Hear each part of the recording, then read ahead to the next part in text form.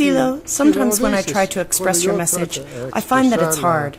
It doesn't come out right. I don't feel I communicate it very well. Explaining the message is always a problem, because the message is, above all, an experience.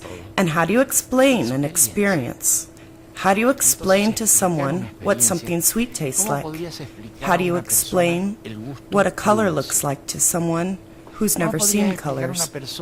For example, what is the color red or the color blue for someone who's never seen them? But if someone has seen the color blue, then when you talk with them, they say, "Sure, I know what you're talking about."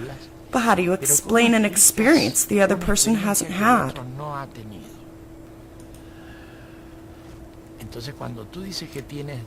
So when you say that it's hard to communicate your experience of the message, I say that's very reasonable. That's what happens. You don't have a way to communicate this. So when you want to communicate this experience, you need a situation where the other person can make an effort to have this experience, to feel it. Because if you just go on explaining things, this isn't going to touch the person. It's not going to reach them. And the experiences we transmit are experiences that have to do not with something every day, but rather something extraordinary that happens within oneself. These experiences, above all the experiences we're most interested in, are experiences of change. These experiences of change, which I've talked about before, are very different from everyday experiences. They're experiences that change people. When someone is in love for the first time, their cortex lights up. It's like they're walking on clouds. They're weak-kneed. It's a different experience. They've had a different experience in space in which they live, a different experience of the relations between people. The experience of being love is one of the great experiences, but how can you transmit this to someone who hasn't had this experience? The experiences we have in dreams are more common. You can dream extraordinary things, things you never see in everyday life. And sometimes when you wake up, a dream can keep on affecting you. That's what happened in your dreams. It can be very compelling. It can be very profound. But you understand that your dreams aren't like what happens in everyday life. They operate in a different mental space, in a different place in the mind. We said the same thing about love, that it works in another part of the mind, not the place in the mind where everyday representation operates.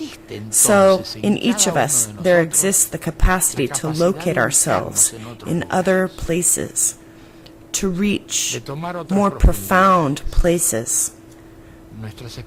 Our experiences are transmitted in order to produce those changes in the depths of the human mind. That's where the message goes. That's where the message hits.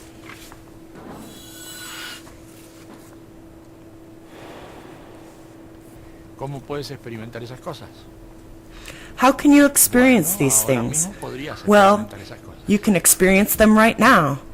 To start with, tell me, in your life you've dreamt, right? You must have had a dream sometime in your life. People are familiar with dreams, this state of consciousness different from the one we have in everyday life. Dreams have a great importance and can be very powerful. And sometimes they can change your life. Isn't that so? And at some point, you've been in love, even if only once. This is a type of experience that can change your life. These are experiences that occur in another space, in another level. The experience of love, for example, the experience of dreams. These are experiences that all of us have had, but which we don't usually take into account, which we usually forget. These experiences are very revealing. They are something we go into deeply.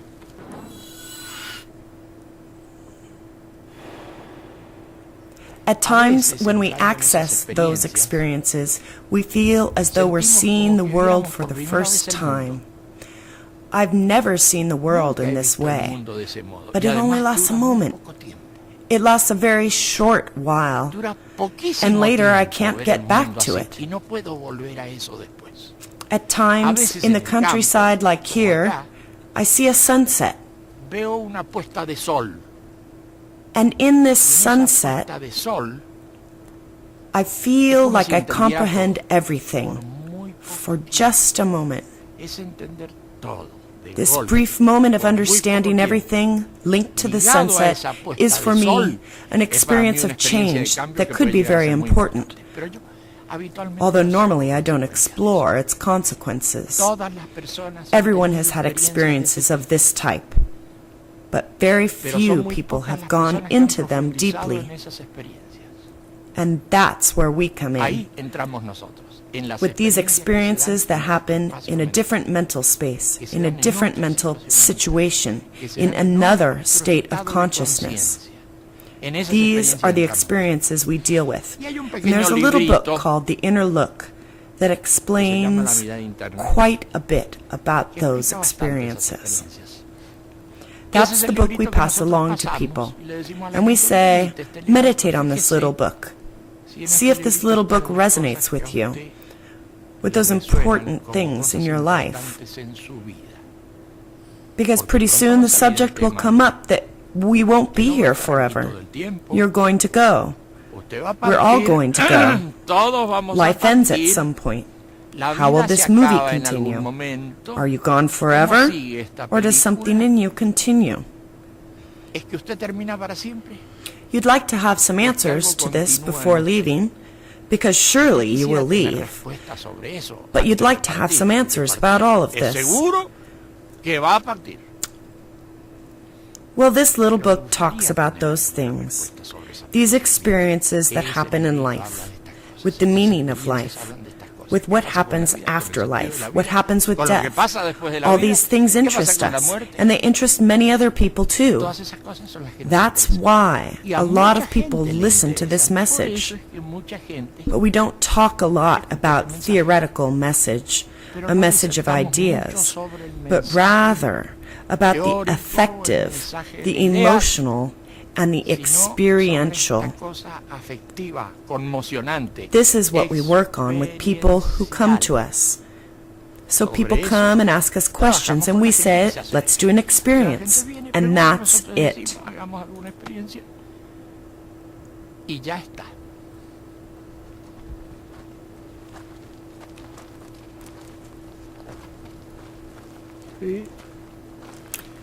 In all these years, you've expressed your message in various forms,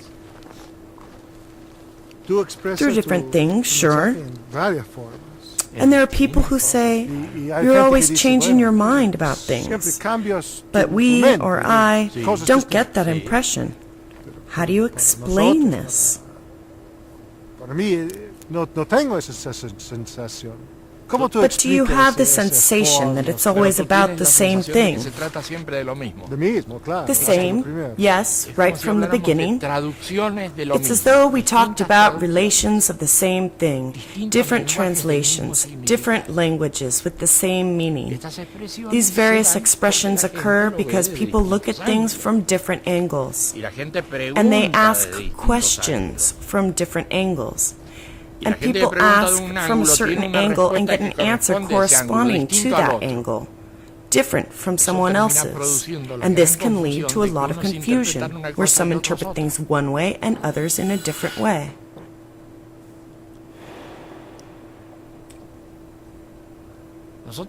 Our minds are so closed that we always believe that there is only one valid interpretation. But it turns out that interpretations are diverse because people's points of view are diverse. This is also true of language. It seems that they are different things, but actually in the end they're the same story. They're different translations of that message. They're different translations. You have seen and you've had the experience that we are always speaking about the same thing, always speaking of the same thing. Yes, that's how it is.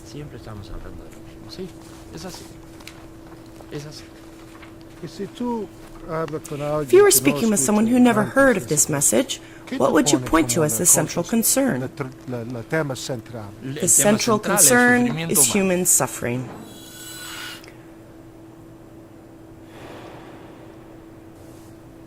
Our central concern, our theme, is suffering. How is it that suffering exists in the human being? How can we overcome suffering? What path leads to more suffering? How can we leave suffering behind and reach somewhere else? That is our theme, the theme of suffering. Suffering is not only pain, physical pain.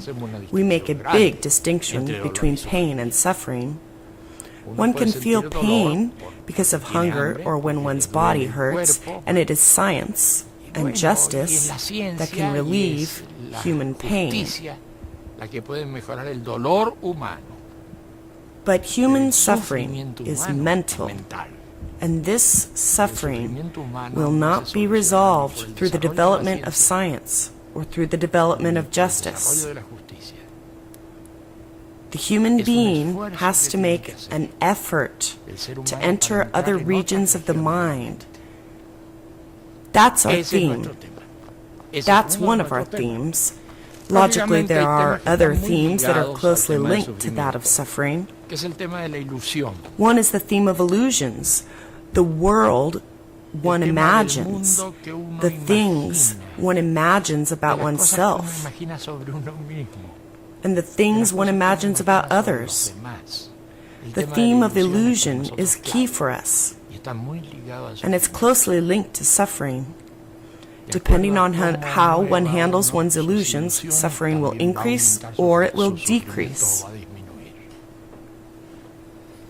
And finally, there's the theme of beliefs, the thing of what one believes, the things that one believes.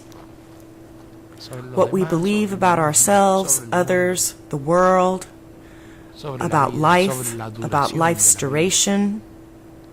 When one is in a normal state of doing things, it's always with the feeling and the belief that one is not going to die.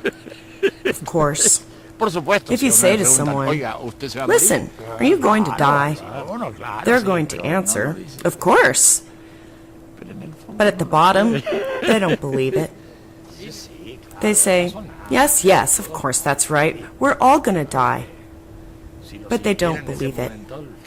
If in that moment they really felt it, they'd fall down shaking.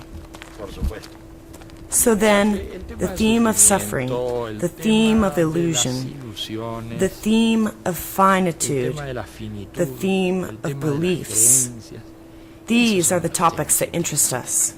These are the themes we're involved in.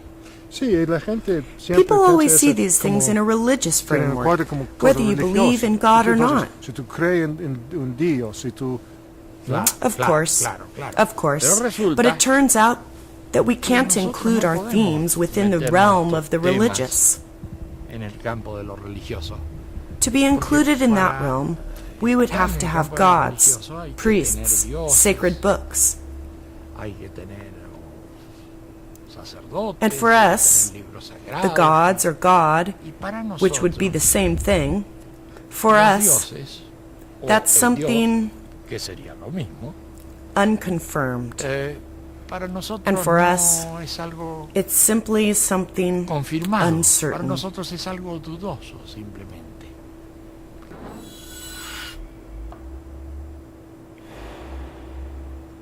And if you ask me, well, but what about you personally? Do you believe in God or not?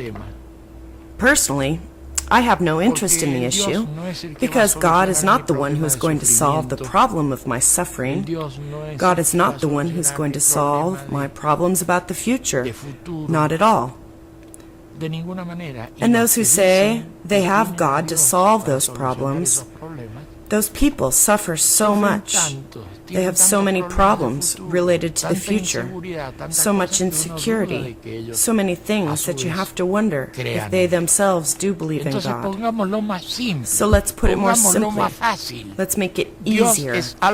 God is something uncertain. And with that, from that starting point, you begin with yourself to do things and make changes. Many people are going to say, well, I believe in God. And others will say, I don't believe in God. And we're going to say, God is something uncertain. What do you mean, something uncertain? Of course, obviously God is something uncertain. All I have to tell you is that God is uncertain. For God to be something uncertain. Yes, but I believe, the other guy says. Sure, you believe, but I tell you it's not certain. Then the other realizes that this raises the issue of the gods being something uncertain. And if God is something uncertain, then there are problems all over the place. If God is something uncertain, then it's even less certain that anyone can use the gods to impose those things on others. That's much worse.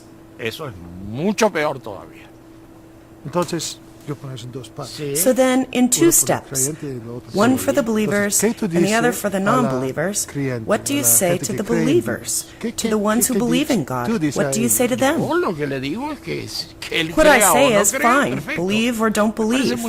I think it's very good if you believe. Very good if you don't believe. It's the same. But that isn't the theme that will get us out of the world of suffering and create a new kind of human being. It isn't the issue. That's what I tell people who believe.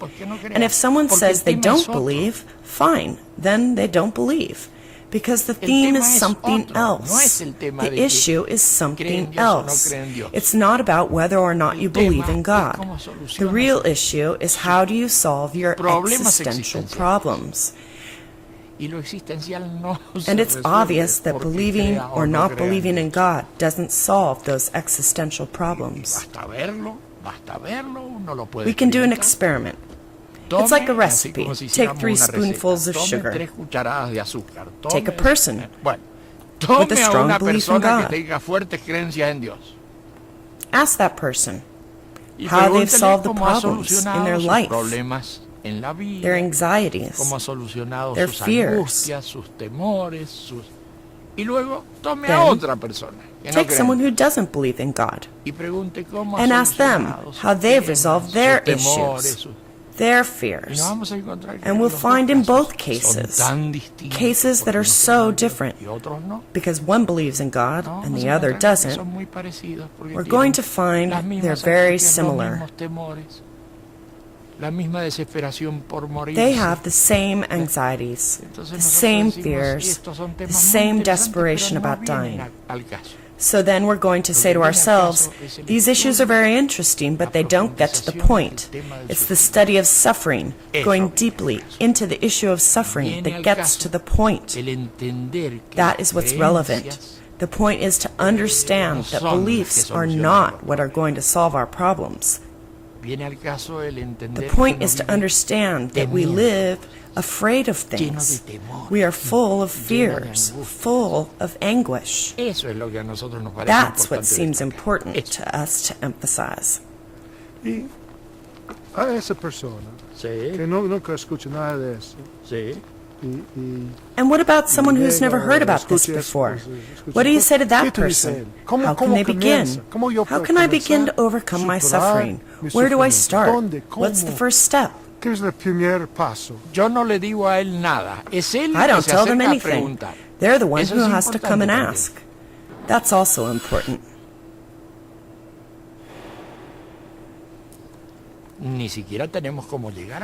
We don't even have any way to reach people. It's not as if we have mass media. We don't have anything to do with what they say about us in the news media. It's always distorted. So we don't reach people. We're a voice speaking in the wilderness. It's the people who come to us, the people who ask us, what is this you say about experience?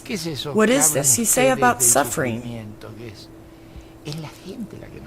It's the people who ask us, and then we answer, and then other people continue the response. So we don't try to proselytize as that's normally understood. We explain our things because there are people who are interested in these things. Many people are interested in these things. And I think more and more people are interested all the time.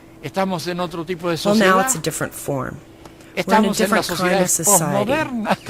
We're in a postmodern society now, where the ideas of modernity no longer work. We're very far from the Renaissance and very far from the modern age.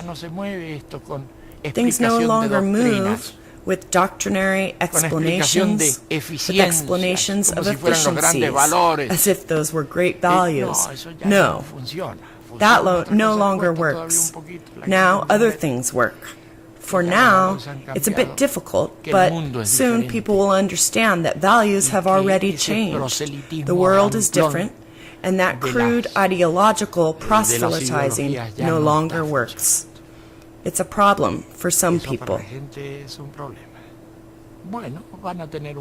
Well, there will be a few more years of problems, but it's going to keep getting better. That's a very interesting point of view, not the usual thing. No, it's not very common. A little longer with these problems, these things, but what will happen with these ideologies is like what happens in daily life, with certain illusions that one has, that one doesn't want to let go of.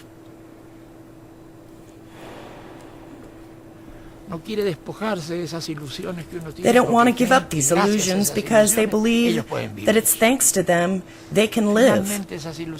But finally, those illusions fall, and you begin to feel more freedom than you would have imagined. So it is with the ideologies. Many people believe they have a need to have that ideology, because without it, well, what is there to live for? And it turns out that person has a big illusion, as big as a house. And this is a problem, because it distorts reality. So I'm saying the world is changing, and that soon people are going to start letting go of their ideologies without too much difficulty, like clothing they've outgrown. And that's not because the human being is falling or in decline. Quite the contrary. It's because the human being is growing, and these clothes are now too small. These ideologies no longer fit. People have outgrown these illusions. In this historical moment, it's the growth of the human being that produces the sensation of asphyxiation. But we're doing fine. Things are not so bad. But all of this will take a little more time. Hay gente que dice que tú eres un hombre como otro. There are people who say you're a man like any other, and others who say you're a prophet, others who say you're a demigod, a god, a devil. People say many things. I believe that people have the right to say all that, and what of it? It doesn't concern me in the least if someone says, well, he's a prophet, and it's neither here nor there. He's just an ordinary man. And because the theme is how can we move beyond the problems of suffering, of pain, of all those things. It doesn't deform the message at all if a person believes one thing or another about me.